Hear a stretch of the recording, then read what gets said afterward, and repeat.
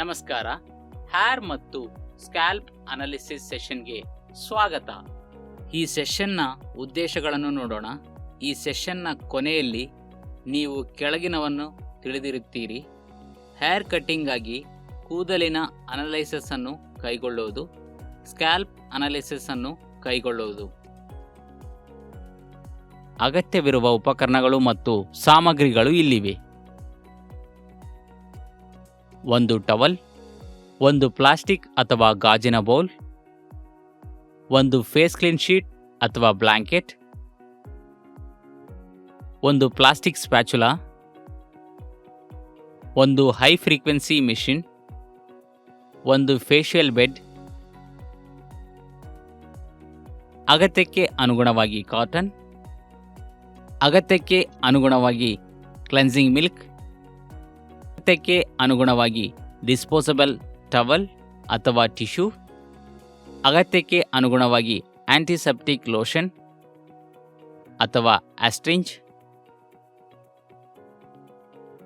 ಕೇರಿಂಗ್ಗೆ ಮುಂಚೆವಾಗಿ ಕೂದಲಿನ ವಿಶೇಷಣೆ, ಅತ್ಯಂತ hair cut, styling techniques ಮತ್ತು ಬಳಸಲು ಉತ್ಪಾದನೆಗಳನ್ನು ನಿರ್ಧರಿಸಲು ಅತ್ಯಗತ್ಯ.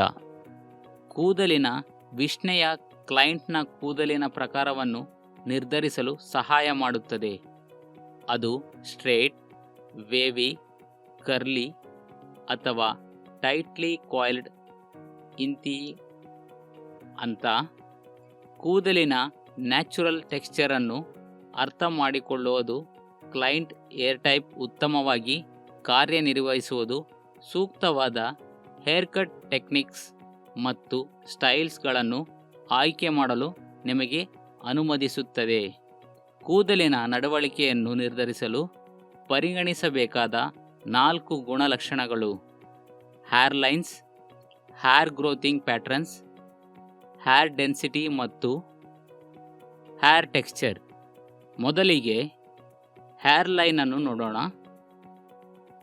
ಇದು ಮುಖದ ಉದ್ದಕ್ಕೂ, ಕಿವಿಯ ಸುತ್ತಲೂ ಮತ್ತು ಕುತ್ತಿಗೆಯ ಮೇಲೆ ಹೊರಗಿನ ಪೆರಿಮೀಟರಲ್ಲಿ ಬೆಳೆಯುವ ಕೂದಲನ್ನು ಸೂಚಿಸುತ್ತದೆ.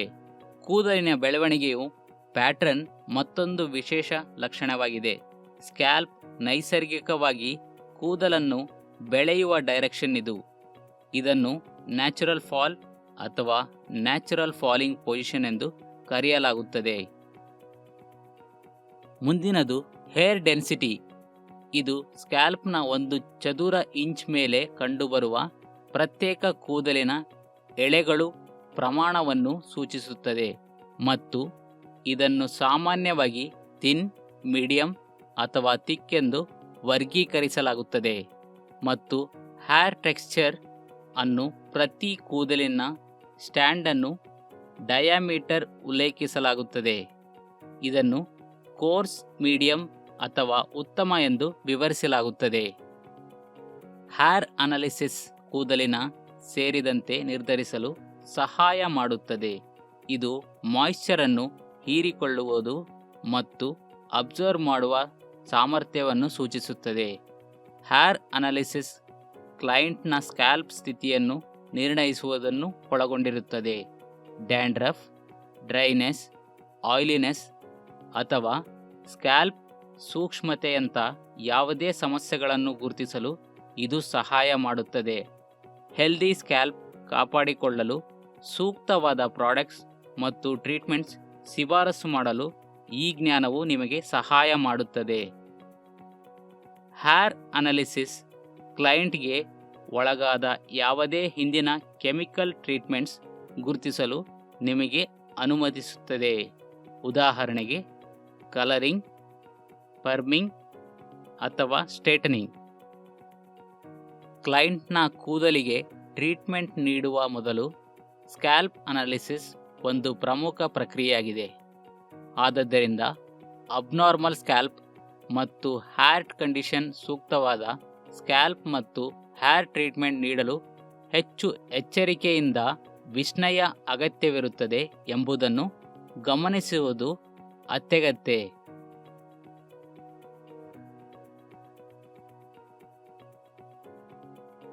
ಮೂಲಭೂತವಾಗಿ ಮ್ಯಾಗ್ನಿಫೈಯಿಂಗ್ ಲ್ಯಾಂಪ್ ಅಥವಾ ಬರಿಗಣ್ಣಿನಿಂದ ಸ್ಕ್ಯಾಲ್ಪಲ್ಲಿ ಯಾವುದೇ ಅಲರ್ಜಿ ಅಥವಾ ವೂಂಡ್ಸನ್ನು ಪರೀಕ್ಷಿಸುವುದು ಅತ್ಯಗತ್ಯ. ಎಲ್ಲ ವಿವರಗಳನ್ನು ಸಂಗ್ರಹಿಸಿದ ನಂತರ ಕ್ಲೈಂಟ್ನ ರೆಕಾರ್ಡನ್ನು ಭರ್ತಿ ಮಾಡಿ. ನಂತರ ಕ್ಲೈಂಟನ್ನು ಸ್ವಾಗತಿಸುವ ಮೂಲಕ ಮತ್ತು ಅವರಿಗೆ ಆರಾಮದಾಯಕವಾಗಿಸುವ ಮೂಲಕ ತಯಾರು ಮಾಡಿ. ಅದರ ನಂತರ ಸ್ಕ್ಯಾಲ್ಪ್ ಅನಾಲಿಸಿಸ್ನ ಉದ್ದೇಶ ಮತ್ತು ಪ್ರಯೋಜನಗಳು ಬಗ್ಗೆ ಅವರಿಗೆ ವಿವರಿಸಿ. ಈಗ ಕ್ಲೈಂಟ್ನ ಕೂದಲ ಶೋಷಕ ಮತ್ತು ಸ್ವಚ್ಛವಾಗಿದೆ ಎಂದು ಖಚಿತಪಡಿಸಿಕೊಳ್ಳುವುದು ಮುಖ್ಯವಾಗಿದೆ. ಒಮ್ಮೆ ಮಾಡಿದ ನಂತರ ಕ್ಲಿಪ್ಸ್ ಅಥವಾ ಹೆಡ್ಬ್ಯಾಂಡ್ಸ್ ಬಳಸಿಕೊಂಡು ಕೂದಲನ್ನು ಸ್ಮಾಲ್ ಸೆಕ್ಷನ್ಸ್ಗಳಾಗಿ ವಿಭಜಿಸಿ. ಇದು ಸಂಪೂರ್ಣ ಸ್ಕ್ಯಾಲ್ಪನ್ನು ಸಿಸ್ಟಮೆಟಿಕ್ ಮತ್ತು ಸಂಪೂರ್ಣ ಅನಾಲಿಸಿಸ್ ಮಾಡಲು ಸಹಾಯ ಮಾಡುತ್ತದೆ. ಸ್ಕ್ಯಾಲ್ಪನ್ನು ಇನ್ಸ್ಪೆಕ್ಟ್ ಮಾಡುವುದು ಮುಂದಿನ ಹಂತವಾಗಿದೆ. ಯಾವುದೇ ವಿಸಿಬಲ್ ರೆಡ್ನೆಸ್, ಇನ್ಫ್ಲಮೇಷನ್, ಫ್ಲಾಕಿಂಗ್ ಅಥವಾ ಲೀಸನ್ಸ್ಗಳನ್ನು ಗುರುತಿಸಲು ಇದನ್ನು ಆರಂಭದಲ್ಲಿ ಬರಿಗಣ್ಣಿನಿಂದ ಮಾಡಬಹುದು. ಡ್ರೈನೆಸ್, ಆಯಿಲಿನೆಸ್ ಅಥವಾ ಉತ್ಪಾದನಾ ರಚನೆಯ ಯಾವುದೇ ಚಿಹ್ನೆಗಳನ್ನು ಅಬ್ಸರ್ವ್ ಮಾಡಲು ಸಹ ಇದು ಸಹಾಯ ಮಾಡುತ್ತದೆ. ಹೆಚ್ಚಿನ ಎಕ್ಸಾಮಿನೇಷನ್ಗಾಗಿ ಮ್ಯಾಗ್ನಿಫೈಯಿಂಗ್ ಟೂಲ್ಸ್ಗಳನ್ನು ಹ್ಯಾಂಡ್ ಹೆಲ್ಡ್ ಮೈಕ್ರೋಸ್ಕೋಪ್ ಆಗಿ ಬಳಸಬಹುದು. ಈ ರೀತಿಯ ಆಳವಾದ ವಿಶ್ಲೇಷಣೆಯನ್ನು ಹೈ ಫ್ರೀಕ್ವೆನ್ಸಿ ಮಿಷಿನ್ ಮೂಲಕ ನಿಭಾಯಿಸಬಹುದು. ಇದರಿಂದ ಕ್ಲೈಂಟ್ಗೆ ಹೆಚ್ಚು ನಿರ್ದಿಷ್ಟ ಟ್ರೀಟ್ಮೆಂಟ್ ನೀಡಬಹುದು. ಮೈಲ್ಡ್ ಎಲೆಕ್ಟ್ರಿಕಲ್ ಕರೆಂಟ್ ಸಹಾಯದಿಂದ ಸ್ಕ್ಯಾಲ್ಪ್ ಸ್ಕಿನ್ ಅನ್ನು ಉತ್ತೇಜಿಸಲು ಈ ಸಾಧನವನ್ನು ಬಳಸಲಾಗುತ್ತದೆ.